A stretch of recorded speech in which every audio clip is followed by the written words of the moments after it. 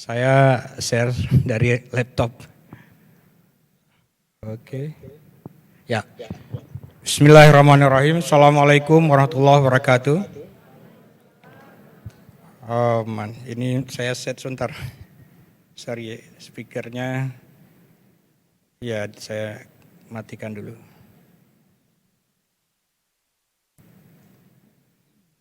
Baik. Saya dari Aceh baru datang tadi. Ini masih agak pening-pening dikit, jauh perjalanan. Terima kasih penghormatan saya untuk semua. Saya punya waktu 15 menit, slide-nya ada 60. Jadi satu slide itu cuma 5 detik saya punya jatah ya. Jadi saya akan bicara sangat cepat, mudah-mudahan Bapak Ibu bisa mengikuti. Yang tidak bisa berarti nanti bahannya dibagikan. Saya diminta untuk presentasi terkait knowledge based economy, ya, Nilam from Seed to Seal, sinergi pentahelik antara perguruan tinggi, pemerintah, masyarakat, dunia usaha dan media. Mungkin sebagian ada yang sudah tahu bahwa nilam adalah salah satu komoditas ekspor Indonesia yang diekspor sejak zaman Belanda ke luar negeri untuk dibuat parfum di Paris sana. Dan nilam terbaik di dunia itu adanya di Aceh. Memang Aceh itu kalau atsiri sering terbaik dia. Yang mirip-mirip yang terbaik itu juga ganja Aceh. Itu juga sangat bagus ya. Nah hari ini saya beruntung bisa bicara dengan kawan-kawan dari seluruh Indonesia. Ya mudah-mudahan kalau seluruh masyarakat Indonesia berharap orang Aceh tidak tanam ganja, maka salah satu alternatifnya adalah tanam nilam. Saya adalah dosen di jurusan Teknik Kimia Universitas Syah Kuala. Ini foto yang paling ganteng yang saya punya. Hari ini diminta bicara terkait dengan inovasi. Kenapa ini menjadi relevan? Saya mengutip apa yang disampaikan oleh Kepala Perpusnas, bahwa inovasi level tertinggi itu ternyata bukan cuma sekedar baca dan tulis. Dari 5 tahapan inovasi itu yang tertinggi itu adalah kreativitas inovasi yang mampu menciptakan produk dan jasa yang bernilai jual dan daya saing untuk tingkat global. Nah hari ini saya akan presentasikan produk lokal kita yang memiliki daya saing untuk tingkat global. Bapak Ibu sekalian, ada satu video ingin saya putarkan. Saya ada 2 video pendek-pendek saja videonya. Ini yang pertama. Suara.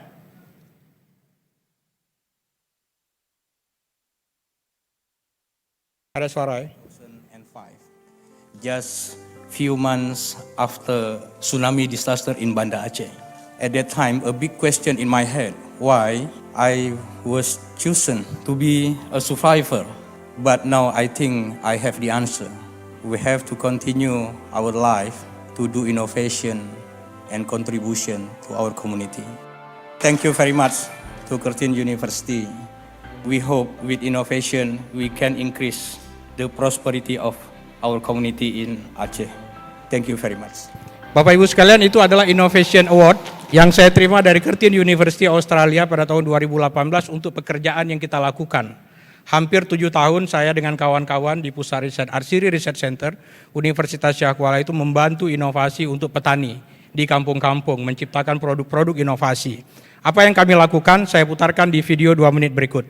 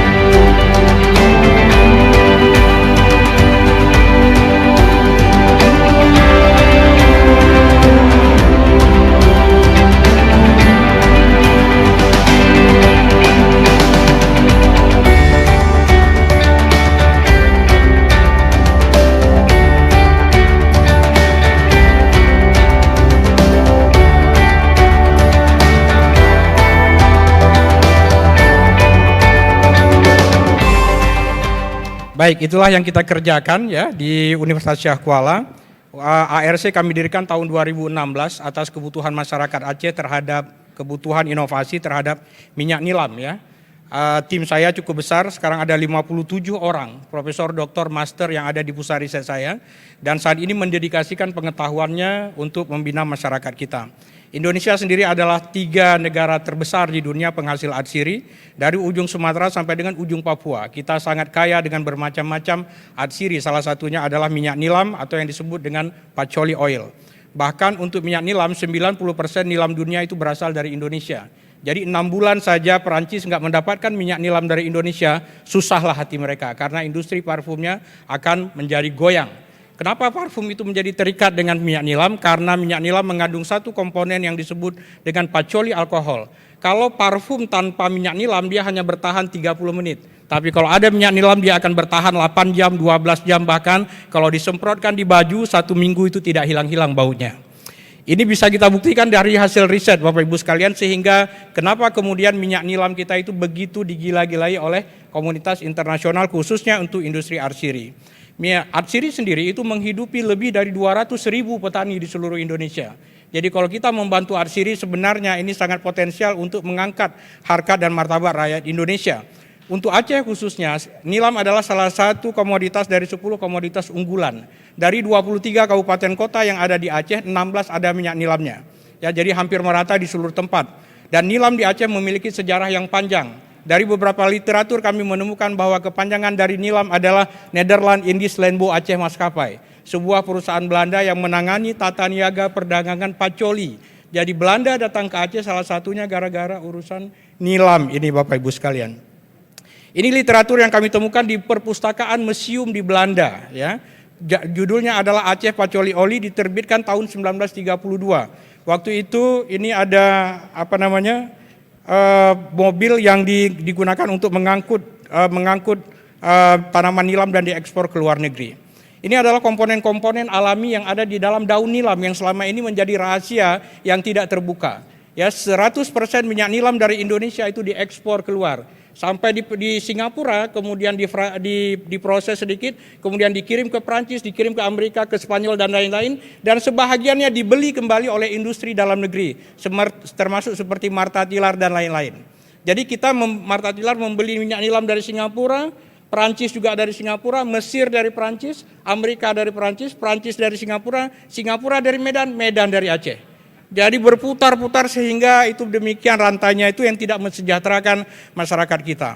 Nah, ini kita mendapatkan sertifikat IG, indikasi geografis dari Depkumham yang menunjukkan keunikan daripada nilam dari Aceh itu sendiri. Jadi nilam Aceh kalau ditanam di tempat lain meskipun tumbuh subur tetapi karakteristiknya itu berbeda. Sehingga kita mendapatkan indikasi geografis sertifikat. Ini mirip-mirip dengan paten. Kalau paten itu diberikan untuk individu, maka IG diberikan untuk komunitas. Ini tahun 2015 saya berkeliling seluruh Aceh, naik ke gunung-gunung, saya sampai tidak bisa jalan lagi, mobilnya harus tertahan, harus jalan kaki berjam-jam untuk mencapai. Ini alat-alat penyulingan yang tradisional di masyarakat dan ternyata memang banyak sekali persoalan. Ada 24 persoalan dari hulu ke hilir yang tidak bisa diselesaikan, sehingga yang kaya dalam industri ini bukan masyarakat kita tetapi orang-orang yang melakukan bisnis terhadap ini.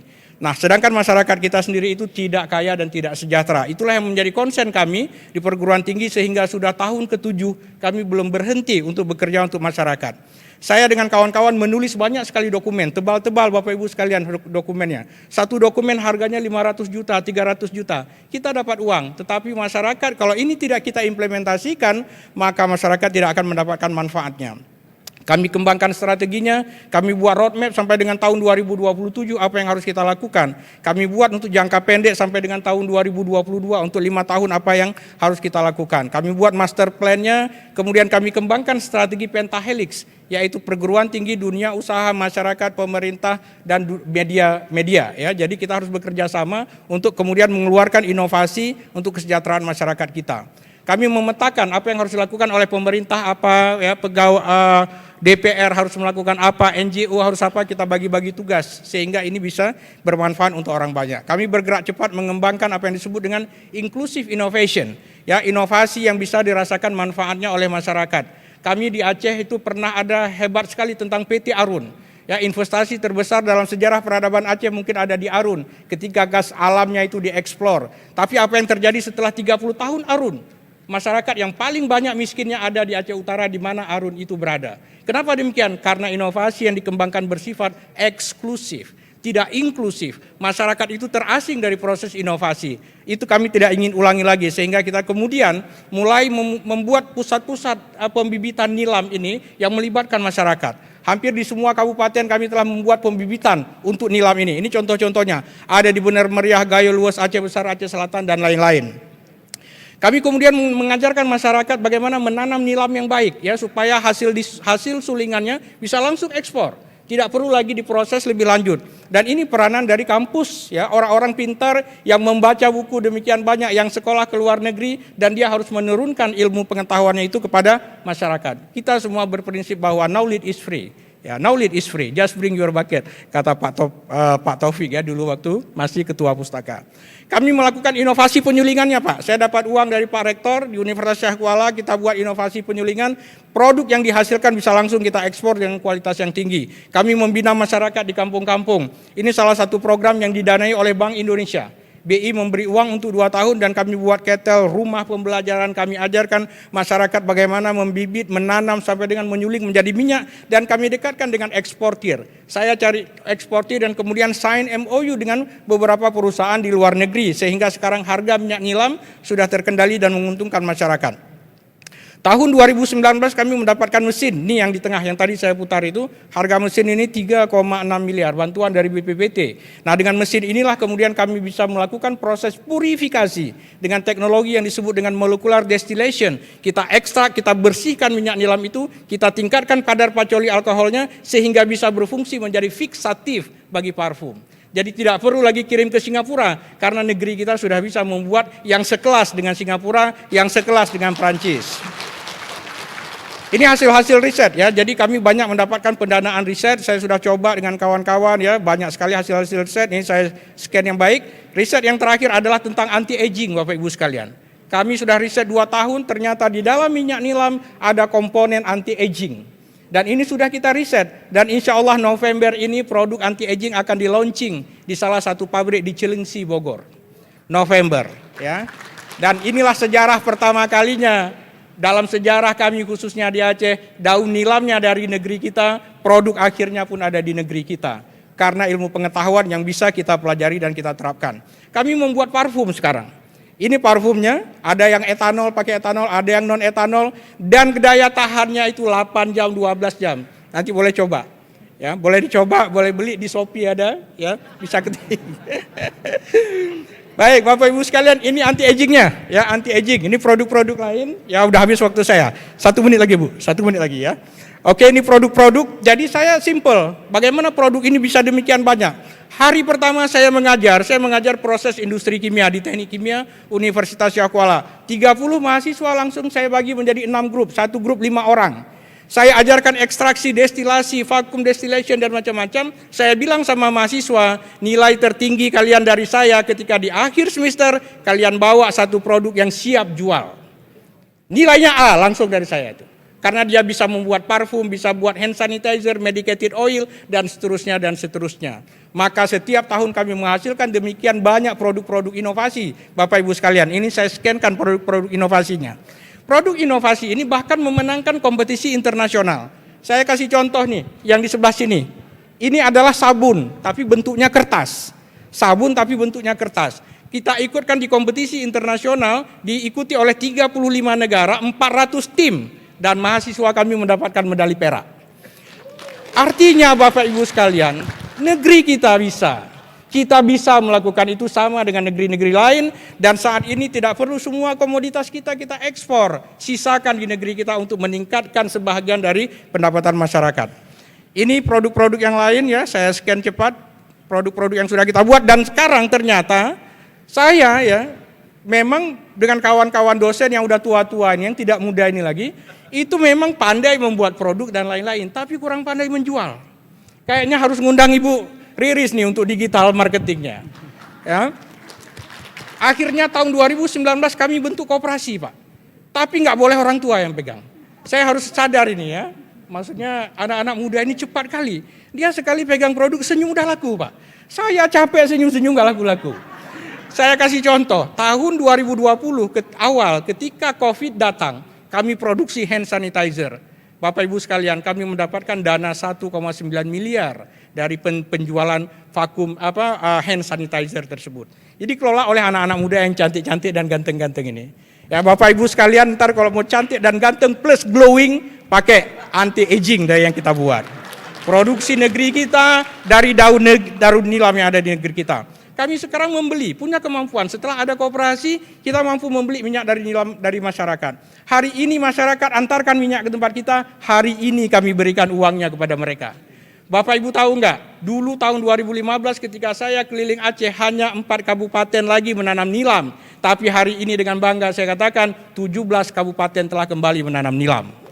Ya, karena apa? Karena mereka dipastikan mendapatkan uang. Kenapa demikian? Karena stabilitas harga sudah stabil. Kita mampu menciptakan ekosistem yang baik untuk tata niaga produk seperti ini yang dulu tidak pernah dirasakan oleh masyarakat. Kami bangun rumah produksi standar BPOM. Ini standar BPOM. Jadi produk kita sudah dapat juga BPOM-nya siap edar. Ini produk-produk inovasi nih. Yang kami ajarkan bukan hanya untuk anak-anak muda, tapi juga di kampung-kampung. Ya, suatu hari Bappenas datang, Bappenas dan Kementerian Koperasi datang ke Aceh. Saya bawa ke sebuah desa yang namanya Desa Genara. Saya perlihatkan daun nilamnya, saya perlihatkan proses penyulingannya, kemudian saya perlihatkan produk parfum dan medicated oil serta sabun yang dibuat oleh masyarakat tersebut.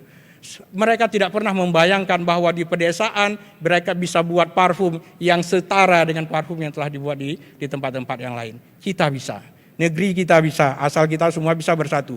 Ini adalah sesi-sesi inspirasi dengan mahasiswa. Saya udah nggak teringat lagi lah ya. Kami di ARC ini sudah mewakafkan diri ini untuk di sisa-sisa kehidupan kita ini berbuat yang terbaik untuk negeri kita. Mudah-mudahan ini sumbangan yang terbaik ya yang bisa kami lakukan. Ini anak-anak muda ya, kalau kami buat pelatihan, ini contoh. Kami buat iklan di koran, dicari 20 orang anak muda untuk dilatih menjadi entrepreneur yang mendaftar Bapak Ibu 5.100 orang. Yang menerima parfum, yang terima pendaftaran rusak HP-nya 2 orang. Terlalu banyak KTP yang dikirim ke sini untuk pendaftaran. Oke, kami juga bina anak-anak muda dan orang-orang desa. Ya, saya contoh, tahun 2016 anak muda ini ikut kuliah saya ajarkan tentang ekstraksi. 2016 dia buat CV Aceh Kutaraja Aromatik. Tahun 2019 CV-nya berubah menjadi PT Aceh Kutaraja Aromatik. Mereka sekarang jualan, berasal dari kelas-kelas yang tadi saya sampaikan. Ya, jadi ini ada hasilnya. Ini perjuangan kita di desa-desa macam-macam ya, banyak sekali fotonya. Ini desa wisata tadi, ini juga di desa-desa saat Bappenas datang ya ke desa yang tadi saya ceritakan. Bahkan ada kepala desanya diundang ke Jakarta mendapatkan penghargaan dari Menteri Pariwisata. Ini dia kepala desanya. Itu yang bawah sana yang pakai masker sebelah kiri ya. Kepala desa dari pedalaman Aceh. Lucu juga cerita Bapak ini, nginap di hotel dia nggak bisa hidupkan keran. Karena kan kami di kampung kan susah, nggak beda-beda dengan di sini. Oke, ini pelatihan di Makassar. Saya minggu lalu pulang dari Makassar. Saya bicara dengan Gubernur Aceh, ini gubernur yang lama. Saya diundang ke Korea, bicara di Korea. Pak Menteri datang, ini Menteri Bambang Brojonegoro dulu datang meresmikan pabrik kita. Kita bicara dengan Menteri Koperasi juga. Ini Ketua DPR datang. Artis-artis ada juga yang datang nih. Mungkin ada yang kenal Desi Ratnasari, Rizal Ramli dari Kedutaan Perancis. Yang paling sana itu dari Kedutaan Perancis, sudah habis ya. Oke lah, Assalamualaikum warahmatullahi wabarakatuh. Aduh, saya minta maaf, itu sudah saya sebut kali itu.